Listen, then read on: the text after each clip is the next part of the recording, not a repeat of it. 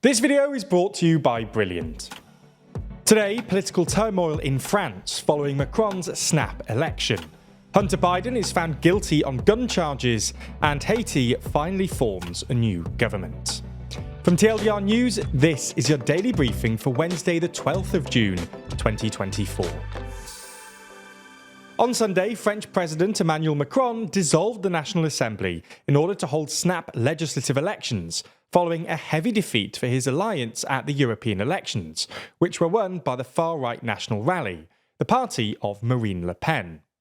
The dissolution and scheduling of the legislative elections in just a few weeks' time has dropped a bombshell on French politics, as parties from left to right scramble to build alliances and shore up support. So we're going to take a look at the political turmoil that's been going on in France since Sunday. Just as a heads up, if you want to know more about the background to these elections and why Macron has taken this massive gamble, then go and watch our new video over on the TLDR EU channel. Anyway, the most dramatic scenes have been on the French right, specifically the Republicans, historically the mainstream Conservative Party that was one of France's two major parties, but which has since been squeezed out by National Rally.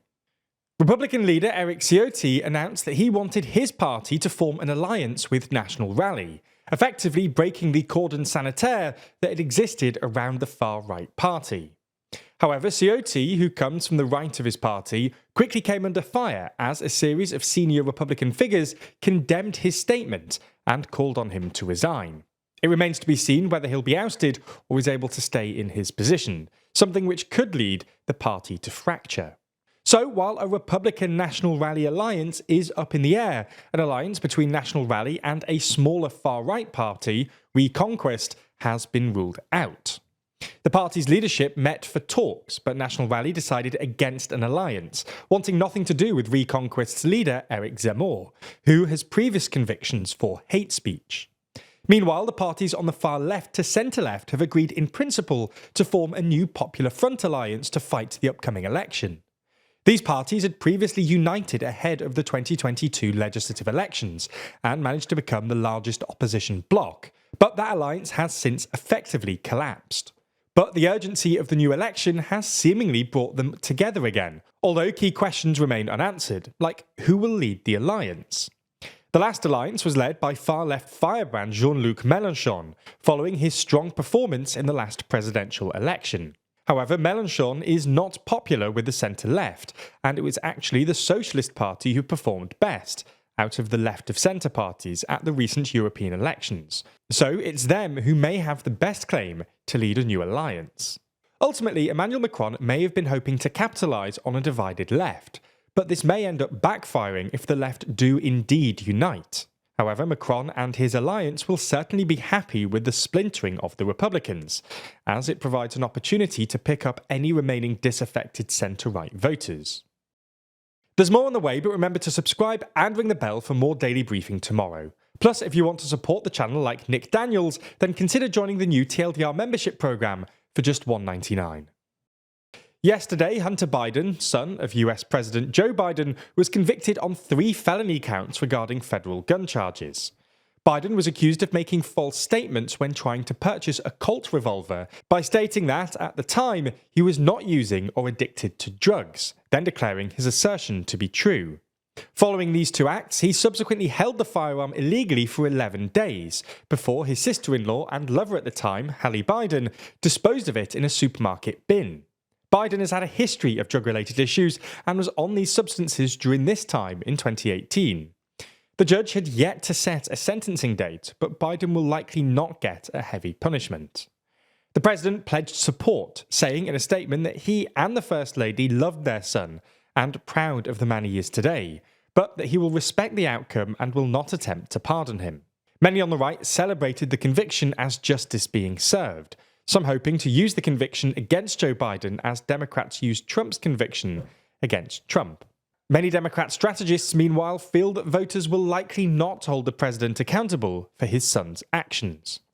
The effect on the election this will have is unknown, but it's fair to say that it's not as explosive as Trump's conviction a few weeks ago. For months, House Republicans have been investigating Hunter Biden and the alleged use of his family name for financial gain, even trying to find links that connect Hunter's dealings to the president himself. But so far, no evidence has been found. While Biden has been convicted in this case, it likely will not alleviate the public scrutiny regarding him and the Biden family. A United Nations inquiry into the first few months of the war in Gaza has found that both Hamas and Israel have committed war crimes and violated international law. The UN's Independent International Commission of Inquiry published two parallel reports, one focusing on the October 7th Hamas attack on Israel, and the other focused on Israel's military response to the attack, up to the end of 2023. The UN report into the Hamas attack finds that Hamas and other groups involved in the attack committed war crimes, including intentionally directing attacks against civilians, murder or willful killing, inhumane or cruel treatment, torture, rape, a pattern of sexual violence, outrages upon personal dignity, taking hostages, and more. As for Israel's offensive in Gaza, the report finds that Israel committed war crimes, including directing attacks against civilians, murder or willful killing, forcible transfer, starvation as a method of warfare, sexual violence, collective punishment, inhumane and cruel treatment, and more. According to the Commission of Inquiry, some of these war crimes amount to crimes against humanity by Israel, with the term, as Reuters reports, reserved for the most serious international crimes knowingly committed as part of a widespread or systematic attack against civilians. The reports provide just the latest in a series of mounting allegations from international bodies. For example, last month, the International Criminal Court's chief prosecutor announced he was seeking arrest warrants for 3 senior leaders of Hamas, as well as Israeli Prime Minister Benjamin Netanyahu and his defense minister for alleged war crimes and crimes against humanity. The findings from the reports will be discussed by the UN Human Rights Council next week. Now over to Haiti, where a new government has been formed as it attempts to restore law and order in the Caribbean country ravaged by violence and political upheaval, following the presidential assassination of Jovenel Moïse in 2021. The country has remained without a president and a sitting parliament ever since.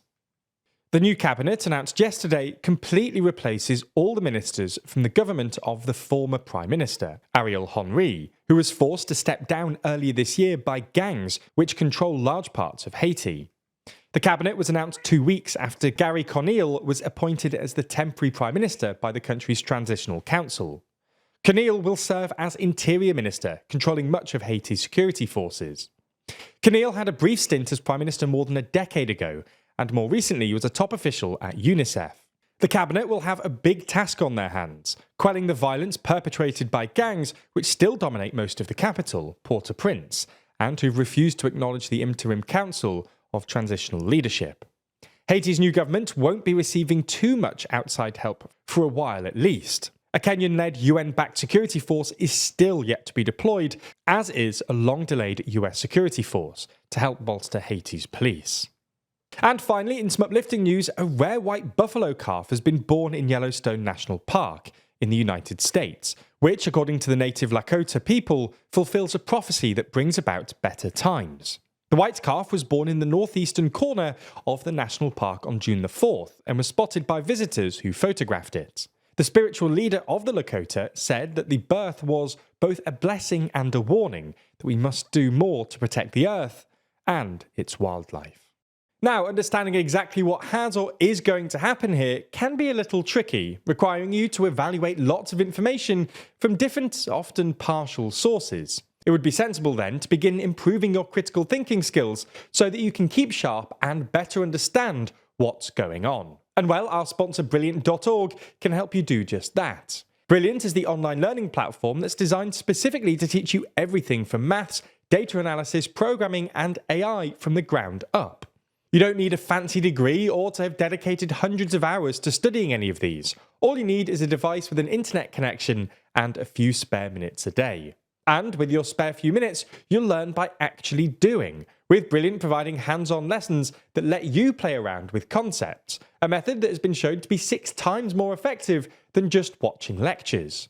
What makes this even better is that this content is created by an award-winning team of teachers, researchers, and professionals from MIT, Caltech, Duke, Microsoft, and more. You can try everything Brilliant has to offer for free for a full 30 days. Just click on the link in the description. That way, you'll also get 20% off an annual premium subscription.